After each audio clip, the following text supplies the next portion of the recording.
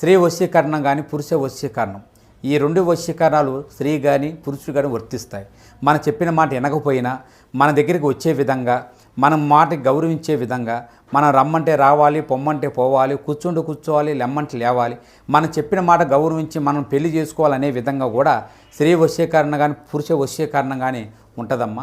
ఈ వశీకరణం అనేది వాళ్ళకి ఏ విధంగా ఎవరి గురించి మనం చేయాలనుకుంటున్నామో వాళ్ళ పేరు మీద కూడా ఆ వశీకరణం పట్టుకొని ఆ మంత్రం ఒకటి చెప్తాను.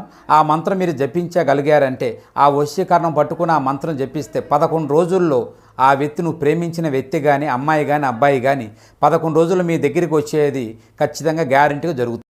తెల్లవారేసరికి వీరికి అతిపెద్ద ప్రమాదం దూసుకొస్తుంది. ఏమిటి ఆ ప్రమాదం, ఏం జరగబోతుంది తదితర అన్ని వివరాలు వీడియోలో చూసి తెలుసుకుందాము. వీడియో నచ్చితే తప్పకుండా ఒక చిన్న లైక్ చేసి మమ్మల్ని సపోర్ట్ చేయండి. ఇక ఆలస్యం లేకుండా వీడియోలోకి వచ్చేద్దాము. ఈ రోజు సర్వసాధారణమైన ఫలితాలు మాత్రమే పొందుతారు.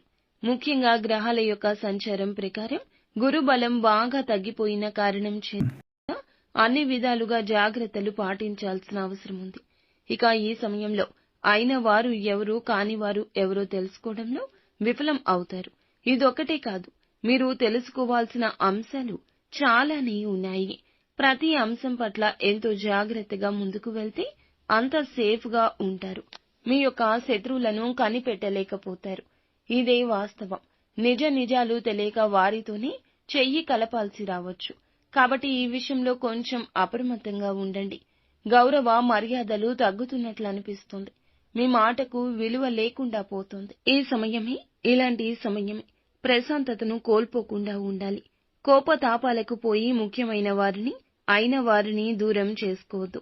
శత్రువులను పసిగట్టే ప్రయత్నం చేయండి. మరొక ముఖ్య విషయం చెప్పాలి. ఏమిటంటే, కొన్ని సమయాల్లో కీలకమైన నిర్ణయాలు తీసుకోవాల్సి వచ్చినప్పుడు చురుకుగా వీరు పని చేయలేకపోవచ్చు. కొత్త అంశాల పట్ల చాకచక్యంగా వ్యవహరించలేకపోతారు. అప్పుడే కుటుంబం వీరికి మద్దతు ఇస్తుంది. జీవిత భాగస్వామి యొక్క సాయం ఎనలేనిదని చెప్పొచ్చు. దీని మూలంగా వివాదాల్లో చిక్కుకోవాల్సి వస్తుంది. అలాగే ఆశించిన లాభాలు అందుకోలేకపోతారు.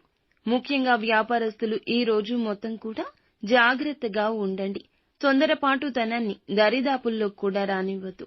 ఏ నిర్ణయం తీసుకోవాల్సి వచ్చినా 1కి 10 సార్లు ఆలోచించాకే ముందడుగు వేయండి. కోపావేశాలు ఈ రోజే కాదు, ఎప్పుడూ పనికిరావు.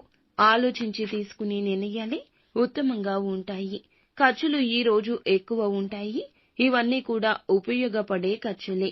మొత్తం మీద ఈ రాశి వారికి ఈ రోజు మొత్తం ఎంత జాగ్రత్తగా ఉంటే అంత మంచిది. ప్రతిరోజు కూడా ఇష్టదైవ ఆరాధన చేస్తూ ఉండండి. నిత్యం శివ భగవానుని పూజించండి. అంతా మంచి